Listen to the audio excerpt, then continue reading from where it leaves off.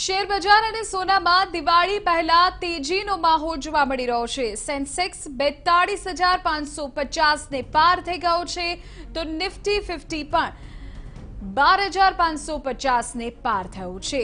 Sensex અને Nifty all time high પર પહોંચ્યા છે। આઈટી અને ફાર્મા સેક્ટરમાં ખાસ તેજી અત્યારે જોવા મળી રહી છે તો ઓટો સેક્ટર પણ મજબૂત જોવા મળી રહ્યો છે।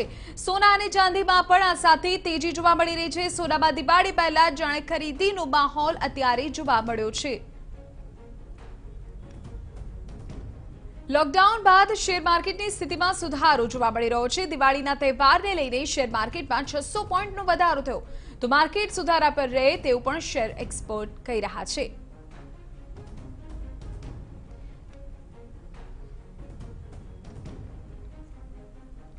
આજ મુદ્દે વધુ જાણકારી સાથે મારા સંવાદદાતા બળદેવ સુથાર અત્યારે જોડાઈ ગયા છે।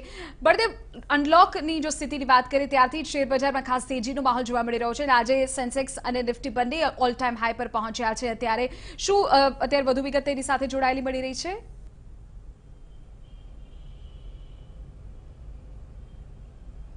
વિધિ, જે રીતે વાત કરીએ લોકડાઉન બાદ જે એક પછી એક જે શેર માર્કેટની અંદર જે વધારો થયો છે, જોઈ શકાય છે કે કદાચ દિવાળીની ભેટ શેર બજારોના જે કસ્ટમરો છે તેમના માટે મોટી વાત કહેવાય, દિવાળીની ભેટ પણ કહી શકાય। કારણ કે લોકડાઉન બાદ જે રીતે માર્કેટમાં સતત જે વધારો થયો છે તેના કારણે શેર માર્કેટના જે લેવાલી લોકો છે તેમને ખુશી જોવા મળી રહી છે। આપણી સાથે સુરતના જે શેર બજારના એક્સપર્ટ છે તેમની સાથે સીધી વાત કરીશું। શું કહી રહ્યા છે, માર્કેટ કઈ રીતની સ્થિતિ છે, હાલમાં માર્કેટની સ્થિતિ કઈ રીતની છે, કેટલા પોઈન્ટ વધારો થયો છે, તેની પાછળના કયા મહત્વના ફેક્ટરો છે?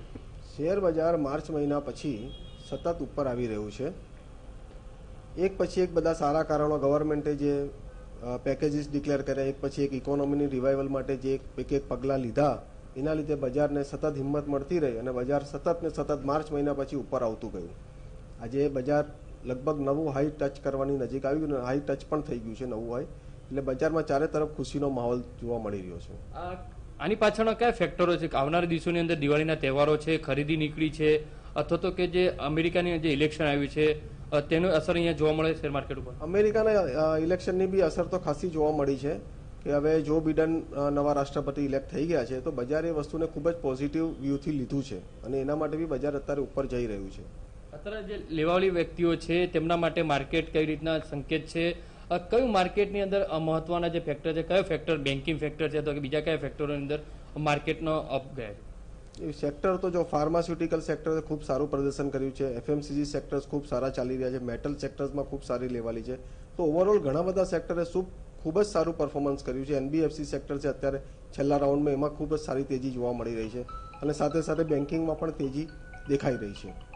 જે રીતે શેર માર્કેટના એક્સપર્ટ કહી રહ્યા છે કે બેન્કિંગ અને જે અલગ અલગ જે ફેક્ટરો છે તેને માર્કેટની અંદર જે તેજી જોવા મળી રહી છે અને ખાસ કરીને જે અમેરિકાનું જે ઇલેક્શનની અંદર જે થયું હતું તેના પણ કારણે આજે માર્કેટમાં વધારો થયો છે। જી બિલકુલ બળદેવ, એટલે કે શેર એક્સપર્ટ્સ પણ અત્યારે કહી રહ્યા છે કે યુએસ ઇલેક્શનની અસર ખાસ તો અત્યારે શેર બજારમાં જોવા મળી રહી છે। આ સિવાય અન્ય સેક્ટર્સની જાણકારી પણ તેઓ આપી રહ્યા છે કે કયા સેક્ટરમાં અત્યારે સૌથી વધુ લેવાલી જોવા મળી રહી છે। પછી તે ફાર્માસ્યુટિકલ સેક્ટર હોય, આઈટી સેક્ટર હોય, આ તમામમાં અત્યારે લોકો વધારે રોકાણ કરવાનું પસંદ પણ કરી રહ્યા છે। જોકે આ સાથે જ દિવાળી પહેલા સોનામાં પણ તેજીનો માહોલ અત્યારે જોવા મળ્યો છે।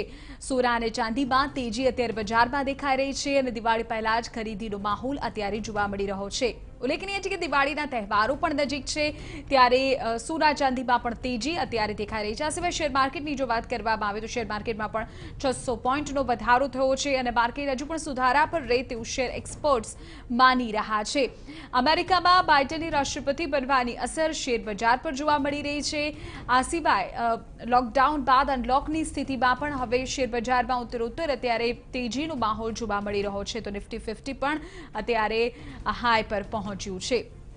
જે તમામ શેર બજાર સાથે જોડાયેલી વિગતો અત્યારે મળી રહી છે તે અનુસાર જે ગ્લોબલ સંકેત અત્યારે મળી રહ્યા છે તે અનુસાર સપ્તાહના પહેલા જ દિવસે તેજી સાથે બજારની શરૂઆત થઈ છે।